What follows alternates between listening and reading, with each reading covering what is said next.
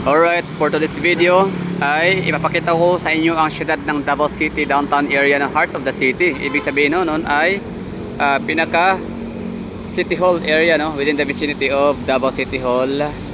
So itong ating tinatayuan ngayon ay tinatawag siyang Quezon Boulevard, no, Quezon Boulevard, corner Pichon Street, na kilala siya dating pangalan ay Magallanes Street.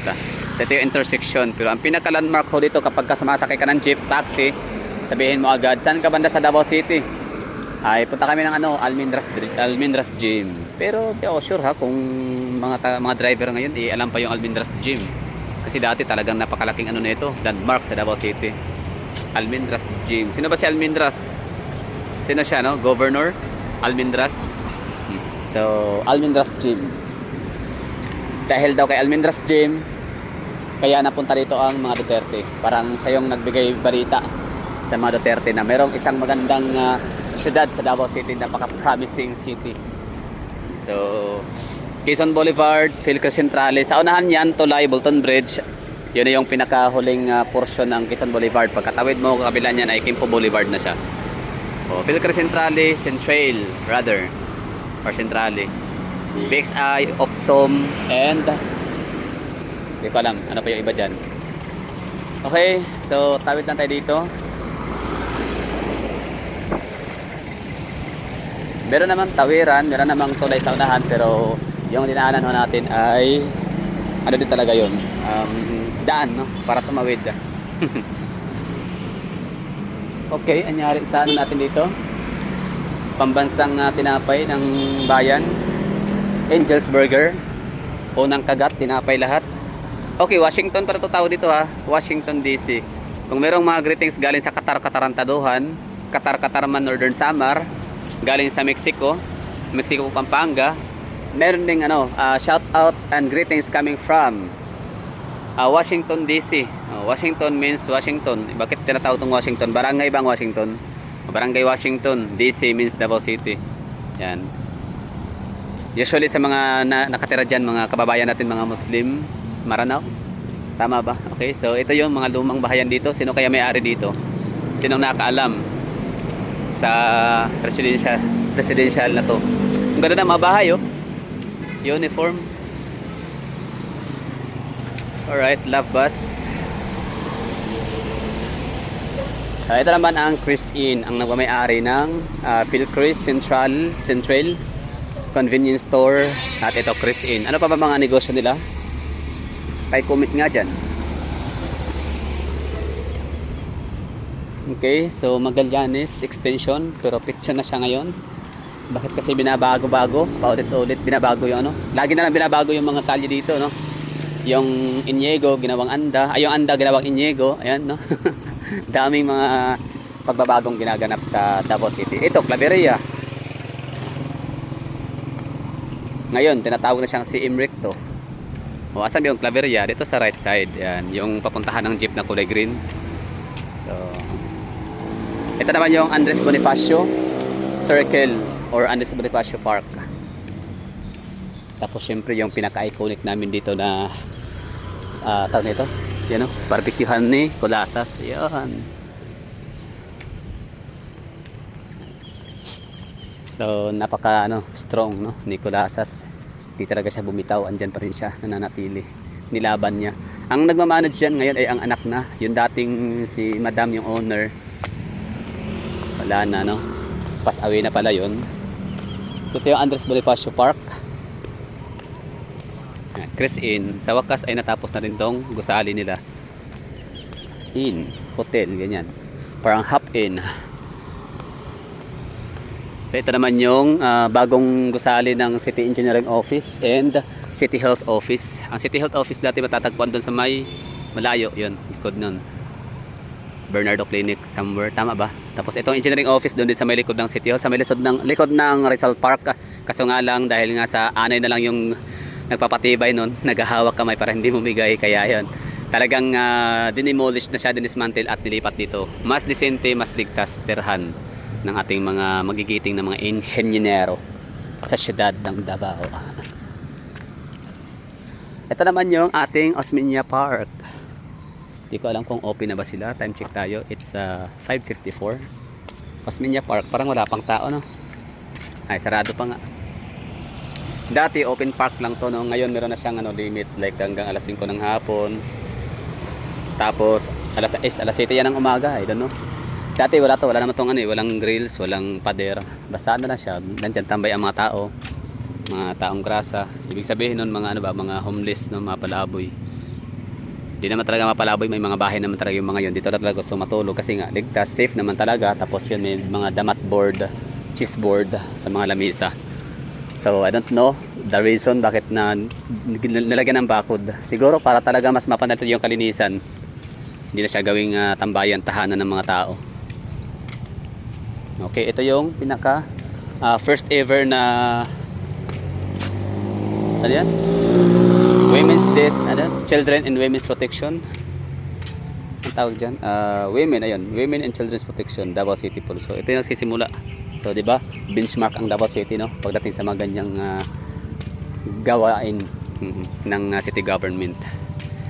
Nagpapatupad ng mga batas, gumagawa ng programa at ahensya para mapanatili o mapoprotektahan ang mga kawawa, walang kalaban-laban ng mga bata, matatanda at mga babae. Okay, Osmeña Park. Ilaha yung purpose ang natin ngayon, vlog. Lakad na tayo sa pinaka-heart of the city ng Davao. Tapos makikita natin yung mga andito na mga establishments, mga iconic na mga landmarks. Ayan na, so safe na yun si kuya dyan. Tulog lang siya. Mahimbing ang tulog niya. This, meron tayong vendor dito.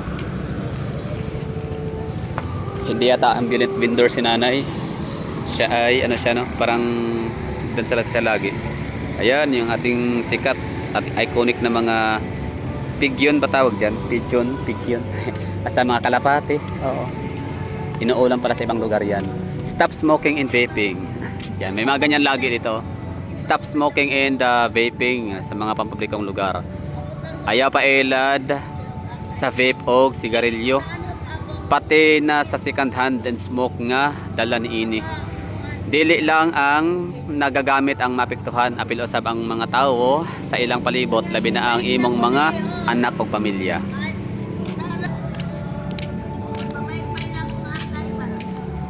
Okay, ito yung ating pinaka Metropolitan Cathedral, San Pedro Church. So welcome to the heart of the city. Sino sila?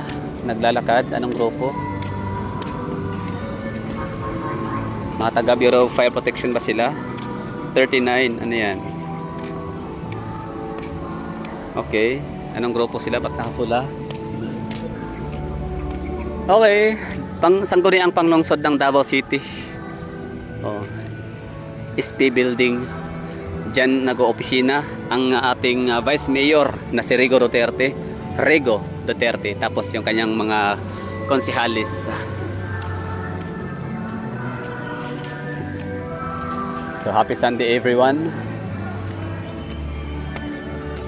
Sana lahat ng syudad sa Pilipinas ay ganito ang hitsura, no? Yung presensya ng mga kapulisan, mga task force ay andyan lagi. O kasi kapag kami mga ganyang mga elemento. O yung may mga ganyang mga personnel sa lugar. Yung kailang visibility, yung kailang presence ay talagang mararamdaman ng lahat. So maging ang mga kawatan kriminal, mga masasamang elemento ay hindi na sila makakagawa ng hindi masama. Masama. No? Ibig sabihin na mato-turn off silang gumawa ng mga katarantaduhan. Kasi nga huli sila agad, no? Arestado agad kasi nga andyan lang, bilis ang aksyon, responde agad. Ito yung natin itsura ng ating Davao City, heart of the city. So punta tayo sa may unahan sa Rizal Park.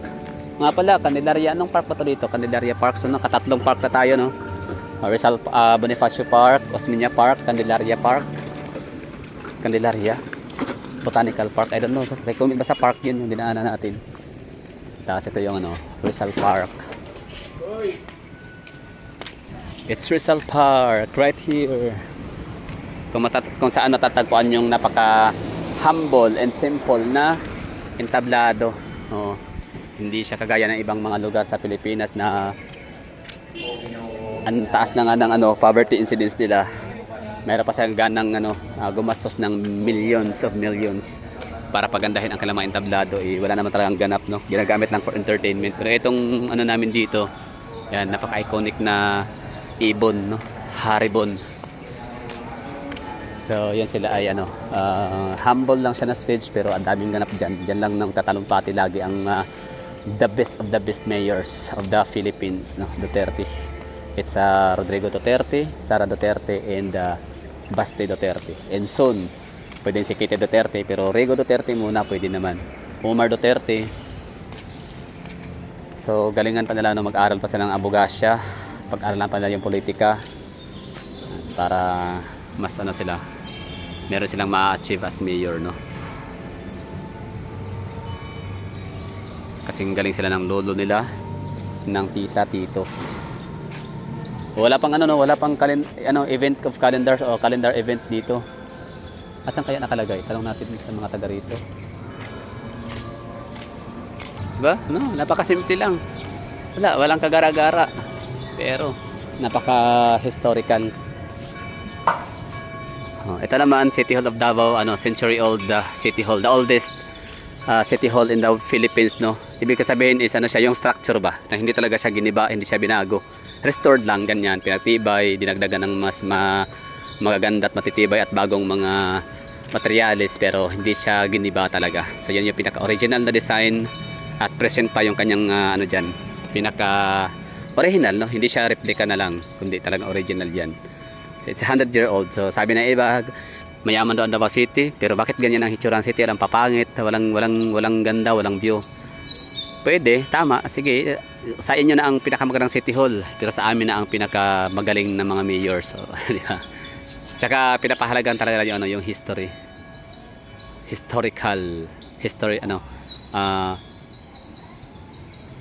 Mga historical artifacts ba? Diba? Basta historical.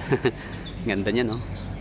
Century old City Hall of Davao City. So ito yung pinakapuso ng syudad. At kung saan din nagtatrabaho yung mga Duterte na nasa puso din ng maraming Pilipino.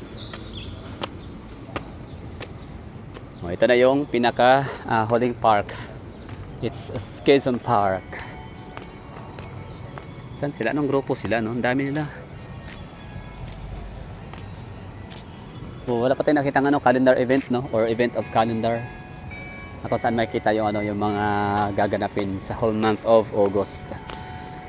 Ang Davao pala, trivia tayo, ha? Base sa aking if my memory serves right, no? So ang Davao City is kaya siya tinawag na Davao from the word Davao. Davao. Hindi pala. Hindi, paano ba, no? Kadayawan na lang, oo. Kadayawan. Wait lang, ha. Kadayawan, wait lang. Basta mayroong waling-waling, durian, tapos Apo. Basta Mount Apo, waling-waling, and durian. Meron pa, Agila, di ba? Never mind.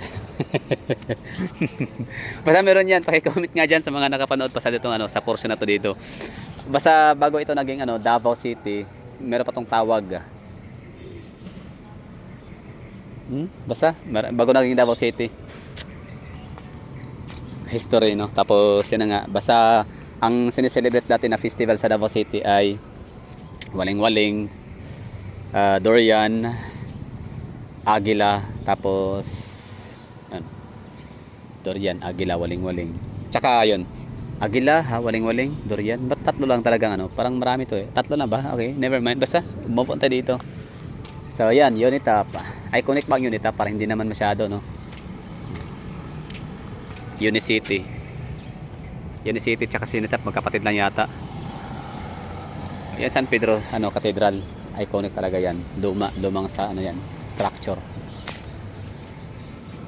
Na parang mosque, no? Mosque ang kanyang design. Ang galing, no? Parang mosque. Ba't kaya ganun hitsura? May kinalaman ba yan sa kababayan nating mga Muslim, no? Sila ba gumawa niyan? Tapos inagaw ng parang sa sa Istanbul, di ba? Tama, Istanbul ba yun o ano, ano, basta dami kong masasabi doon, hindi ko masyadong sure. Basta yun lang ang alam ko, Davao City is ano, the fifth largest city in terms of GDP, number 9 richest city in the Philippines in terms of asset, and the largest city in terms of land area, and of course, third largest city in terms of population. Siyempre, number 1, safest city, cleanest city, the best city, good governance, mga ganyan, no? So maraming mga good sa Davao City. Okay, zero tayo dito. Thank you for watching and I have to say bye-bye. Hindi ko nahanap yung ano, wala akong nakitang calendar events or event calendar. Yun naman talaga dapat ang sadya ko dito. Ba't ako napunta dito at nakapag-vlog na lang, di ba? Dahil doon. O ay connect pala yung ano namin na kalsadang San Pedro Street underground cabling system. Wireless ho yan. Wala kayong makitang mga sala-salabit na mga kuryente.